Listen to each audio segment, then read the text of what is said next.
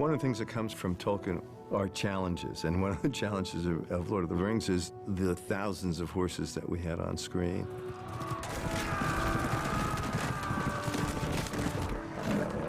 When you read The Lord of the Rings, you know these horses are also characters in these films, and they're not just sort of props, if you will. Anything from small moments to incredible large charges, horsework is found throughout the trilogy and is a major part of the making of these films. Shadowfax is the lord of all horses and has been my friend through many dangers. We had two Shadowfax horses, two white stallions. One was called Blanco, another called Domiro. Domiro was the principal Shadowfax and a diva.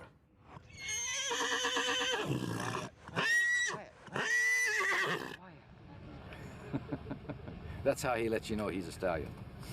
Domiro looked magnificent and seemed to know he did, and was trained to getting exactly in the right position and to holding it. Get over. Get over. Whoa.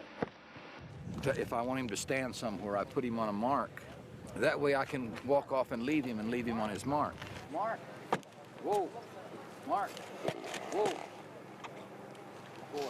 And when he did it magnificently, and when he didn't do it, he had to be sent back to the stables, and Blanco, Boy. who'd been watching every move of Domiro, stepped in and without any problem at all did it. Okay, get on your mark. Get on it. Get on it. Get on it.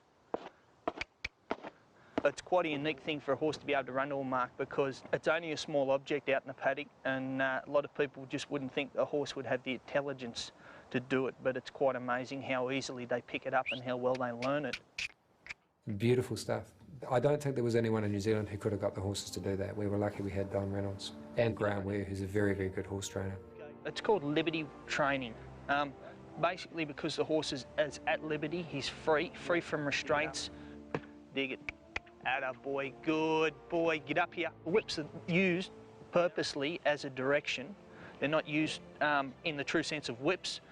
We use one as a guide pretty well to point the direction we want to go, and one as impulsion, which is just to give the horse a little bit of impulsion as far as just giving him that forward drive and motion. Change it, Blanco. Change, change. Good boy, good. Blanco, he's a white Andalusian, enjoys his work and does it fairly well. Up high, up high, up high, up high. Good boy, come up here. Good boy. And they trained Shadowfax in the technique of liberty riding. And then we needed a rider that was really good. And we had this great rider from New Zealand, Basil Clapham, who looked enough like Gandalf to double the inn. Do beware that you're not meant to have any stirrups or bridle or saddle, and but boy, can he ride a horse. He was doing stuff that I would never do. He was riding a horse with no saddle, no bridle, with a wire that came around its neck that you couldn't see that he would hold on to. It's my lifeline. That's the speed control, but sometimes it don't work. No, sometimes it definitely don't work. As you could well find out in the next shot.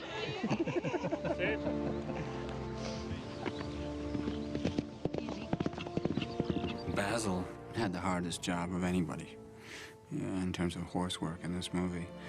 I have a picture of him sitting in the lunch tent, looking so sad and so tired and so red-eyed. And people just see the movie and just say, wow, Gandalf, awesome, you know, but they don't realize what goes into something like that. We've just passed into the realm of Gondor! Preparing for all the battle scenes and everything was quite intense with the horse training. We get a horse on a film, we go through a desensitising period, which is exposing the horse to all the different things that happen to him around a film set, and which is not so much everyday life. Well, we're using like blue tarps as like desensitizers and bags hanging down so that the horses just get used to the madness that happens on set.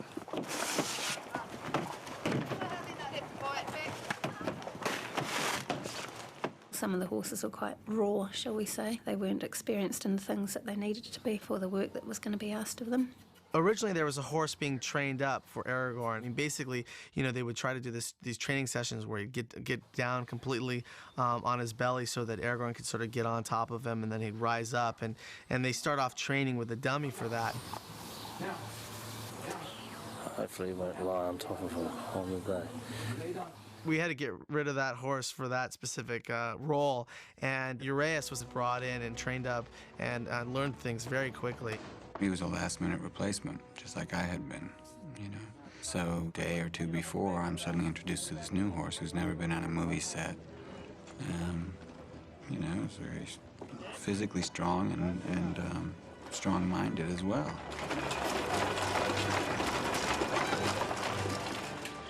And he did kind of freak out the first day, you know. It was very difficult for him.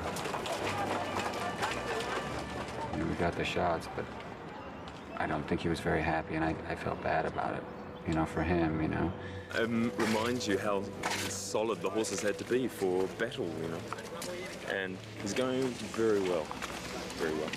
Like the second time we had to do something on film, he was really looking for the camera, it seemed like, and showing off and rearing and doing things, but in a more controlled way, which was great, but kind of surprised from not liking it at all the first time. The second time we couldn't get enough of it, and hated having any other horse between him and the camera.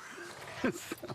A funny thing, I actually wanted to get a camera and shoot a documentary of the horses and ask them what they thought about being on the film. I still think he likes the Kit Kats best, but he'll settle for Toffee Pops.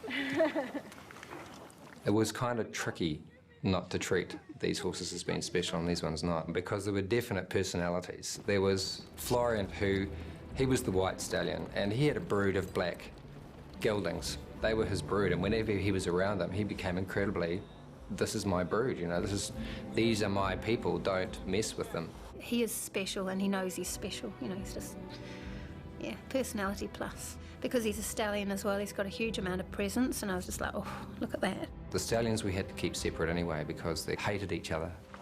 There was one day that Uraeus was really going crazy, and, you know, he ruined several takes, and then between takes I had to separate him. And it turned out there was a mare in season that he was trying to get to, but it's not just a question of wanting the girl, it's wanting to kill all the guys before getting to her.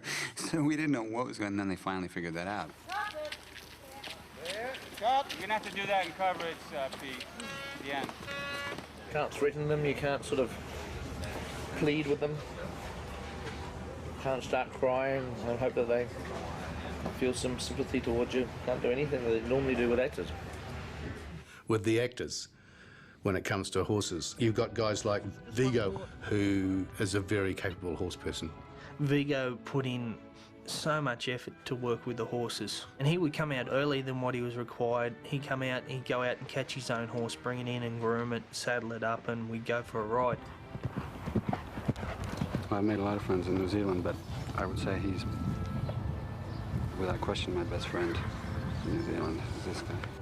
Uraeus was a horse that Viggo spent a lot of time with because he wanted the bond between him and Brago to be something that you were able to sense on screen, and so the only way to really do that was for him to bond with the horse in real life. And I know that Viggo occasionally would go to the stables and actually sleep with the horse. I mean, you know, Viggo's pretty amazing like that. He could have been in a hotel, but he wanted this to be a very real relationship. Well, I was near the horses, but I didn't sleep with the horse, despite, you know, rumors to the contrary.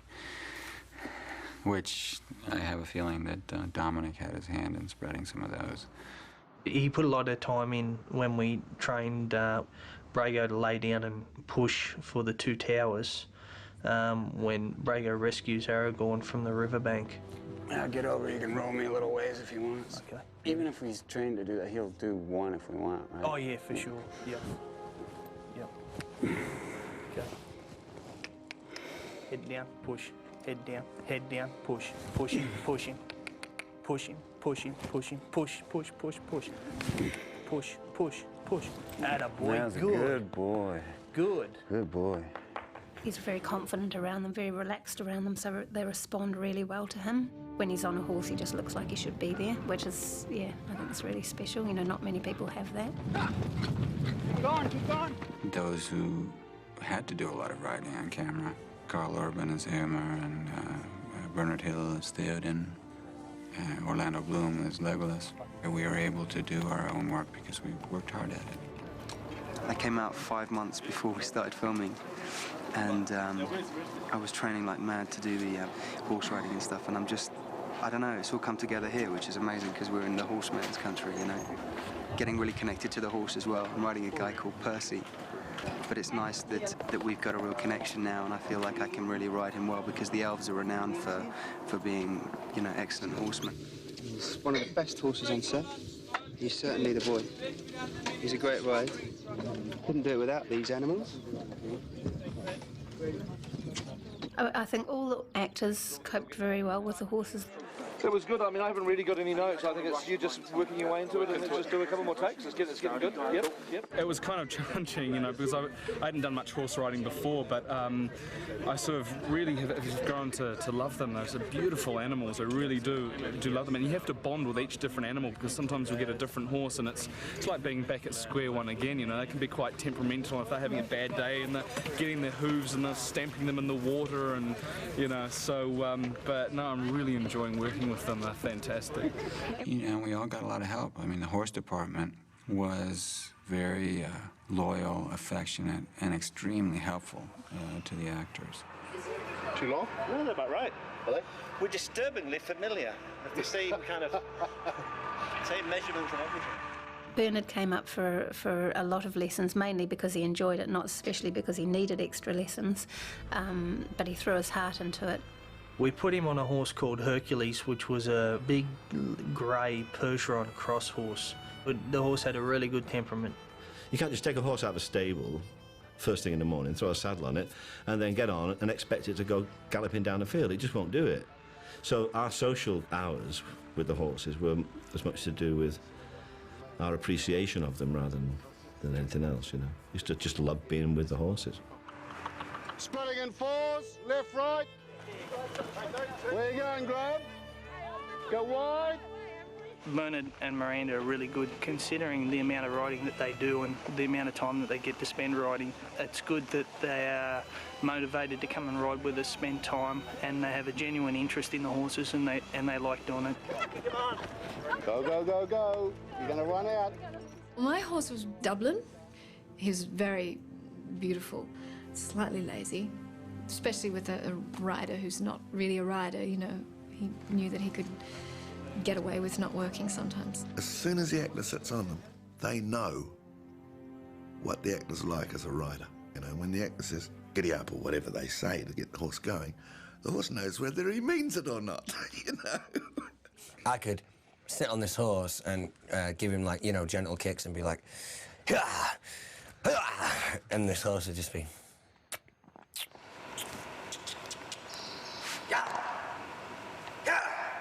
If you've got actors that don't actually control the horses all that well, they'll just take off when they hear action. So you get to where you can't say action. You can't even say camera rolling because the horses know that means something's going to happen, you know. So they get to the point where Dave Norris would say, and Christmas trees, or, you know, they'd come up with all these funny little words that would be my cue, just to trick the horse so he wouldn't get too hyperactive and, you know, shoot off before the gun kind of thing. I'm not going to give an action call when we shoot this because Basil's on this lovely horse, Blanco, and we don't want to spook him. I know Bernard felt that the word action was just a curse, you know, for his horse. Every time they'd say it, he'd go berserk, you know. He's very self-willed. He now knows that when it's winding up for action and stand by, and he's up and jumping around. There was one day, I don't know if David Wenham remembers this, but we had him on a horse for this big charge going to Osgiliath. David wasn't a great rider. He's a great guy. And his horse took off on him. Jeff was filming and I was on my horse and he called action and I was pretty much out of the frame by the time the N on action had completed being called. And his horse just bolted. He just disappeared. He finished up 100 yards ahead of the rest.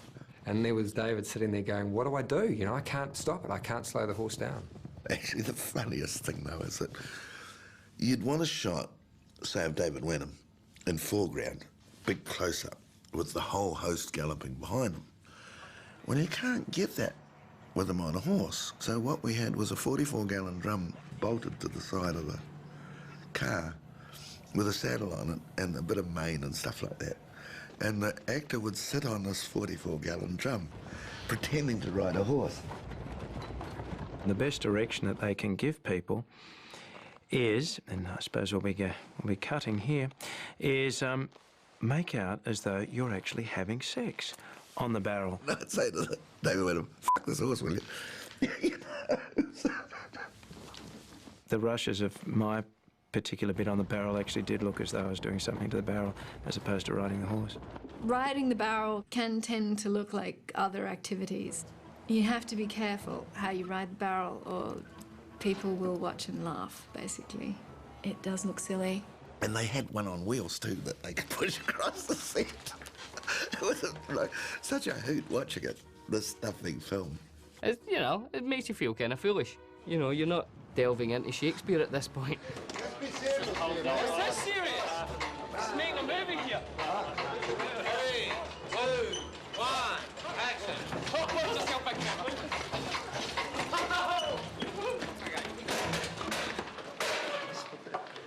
I think he's broke a leg. By the time we got to pickups for film 3, Richard Taylor and Steve Ingram collaborated on building a really sophisticated computer-controlled horse rig. So it's just been christened by Jamie here, the Phony Pony. So that's its name on set to differentiate it from the Bow Rig horse. Fantastic. Its eyes can move, its mouth can move, its ears can move. The whole of its body can move. It would gallop. That was the Mercedes of fake riding. Okay, put it on full. Okay, the bucking bronco. Woo! Here, Pete, it's another $1. We'll get another 2 minutes. Today we're shooting a scene for the third movie. It's the charge of the Rohirrim in Pillinor Fields outside of Minas Tirith. It's one of the big spectacular scenes from the whole trilogy, really. And it's a day that I think a lot of us have been looking forward to for a long time. It was probably 3 or 4 years ago that Richard Taylor and I were talking about how many Rohan costumes he should build, and I said, well, let's make 250 because I'd love to get 250 riders on horses. We had about 50 company horses, of which I think we used about 30 in the Pillinor Fields, so we needed something like 220 extras on horseback. New Zealand is a country of about 4 million people and 40 million sheep. And that means if you're filming in a rural area, you have to count on the fact that during the sheep shearing season, you had to cast a wider net. You'd be shooting in lambing season and nobody would turn up because because the farmers, you know, as much as they might want to be in the movie for the day, have to go and deal with the lambs. You know, the real world kept tripping us up. So we turned to a guy named Steve Auld and found all of our horses across New Zealand. I'd just do a press release and call in people with horses of a certain height, and we'd just get them in and have a look. I remember when they put out a call for all able-bodied horse riders to, you know, partake in the charge of Pillinor Fields. It was like this Woodstockian trek, you know, horse riders from all over the country were coming down, you know, congregating on this one field outside of Twizel, whether they could ride or not, you know.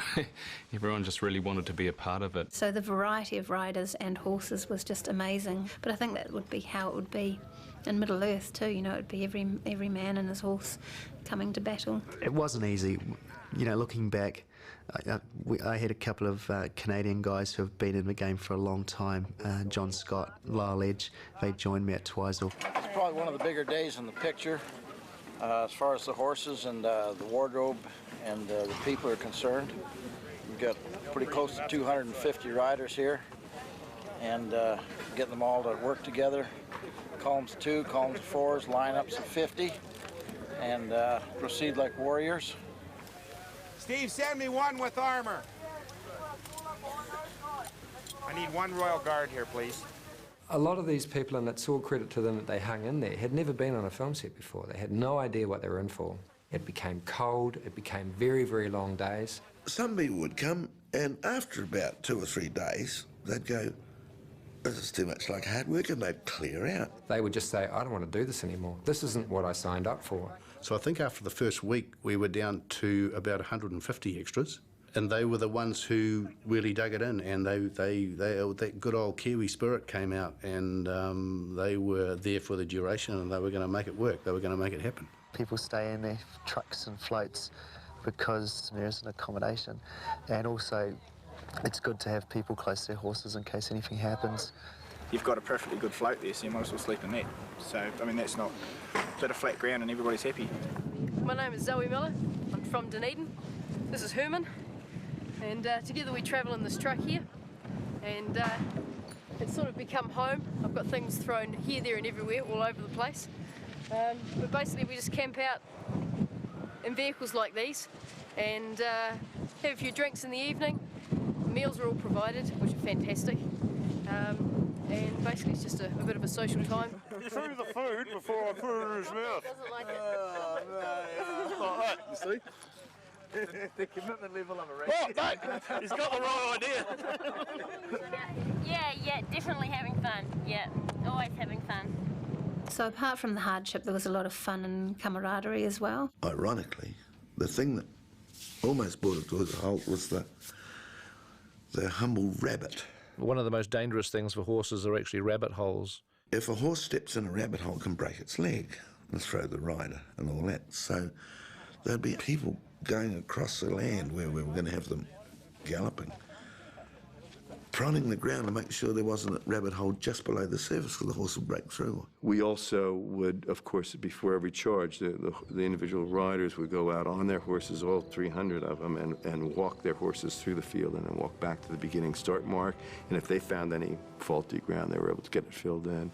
It was like much more complicated. You just watch all these horses gallop and you go, yeah, that looks great, but the work to do to get it like that was incredible. We did some huge gallop throughs with lots of stunt players on the ground. I think there's like 250 horses just barreling through, and we had big safety lanes for guys. I mean, they weren't that big, but the horses were good enough that they ran down it. The horses rode into them like that, you know, and the guys at the front would hurl themselves backwards, and the illusion's very strong that they'd been hit, you know. It was actually, there was a few close calls, but everyone came through unscathed. Thank you. It's to be expected with horses. Never a dull moment. Yeah. They're charging at you. When you're doing a bit of a charge scene or something, you just hang on like Grimm's death, because if you're in the front, you don't want to fall off, because you think about the other 250 riders are going to run over top of you. One charge we did across the plains, one of the leading guys fell off his horse. His saddle slipped right down underneath the horse, and he actually came off with horses, 200 horses coming behind him, and they managed to step around him. All the horses behind just swerved, one or two jumped over top of him. I was convinced he would have to die, you know.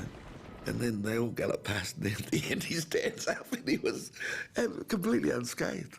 Fortunately, we had no real horse collisions. Nobody got hurt. We'll go to enormous efforts to make a film good, but you don't want to hurt people. You know what I mean? We got to have the three guys in front, and Bernard's got to ride in front of them again. Are we sure that there's enough room up there for Bernard to do that? I mean, it looks good where they are. Bernard had come up with this idea of a sort of a ritualistic warrior kind of thing that the king would do with his frontline troops, which was riding along the front row, holding out his sword as they put their spears down and sort of rattling the sword along the shafts of the spears and creating this sound. I don't know, I thought, well, it'd be great for the final kind of rousing battle thing for Pelennor Fields, you know. You can kind of just, if I could ride down the line of spears and all that kind of stuff. So I then began to sell it to Pete, and he bought it. So I had to learn how to ride to make it look good. Ride now! Ride for ruin! On the world's ending! 250 riders, you know, a lot of whom I knew. So I wasn't going to make a fool of myself. So that kind of spurred me on, really.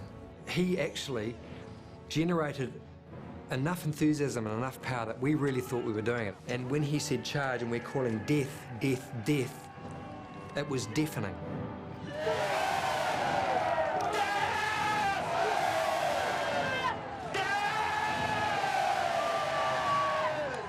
It was not hard to get caught up in the moment, you know, to have that many horse riders all built up in their armor, and Theoden, you know, egging them on to basically fight to the last man. It was like this overwhelming kind of surge of energy, and then hammer went down and we were allowed to gallop these horses as fast as we possibly could, swinging our weapons. It doesn't get any better than that. 200-odd horses just charging down this plain. It was spectacular. Literally, they would be halfway down and the ground was shaking. Those moments were phenomenal. I mean, the ride at the Rohirrim, in terms of film job experience, it's #1, without a doubt. And it'll take a long time to knock it off the top.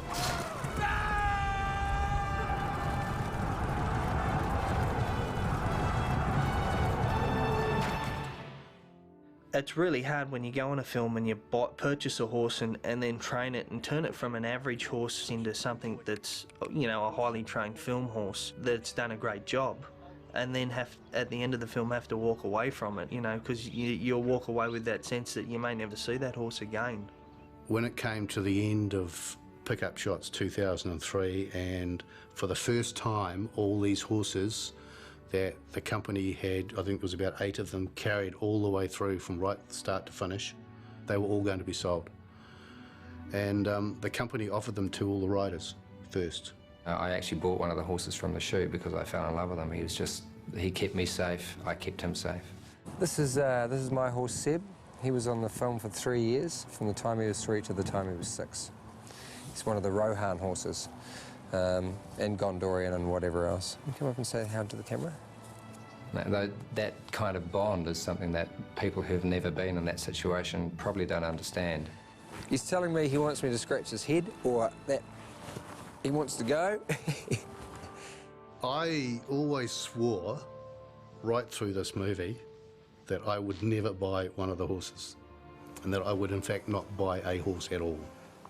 Come and say hello to all those people out there watching this movie, Mako.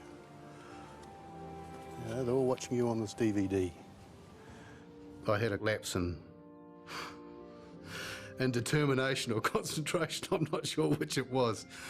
And I ended up buying Blanco, and he sits up there at home, and he's retired.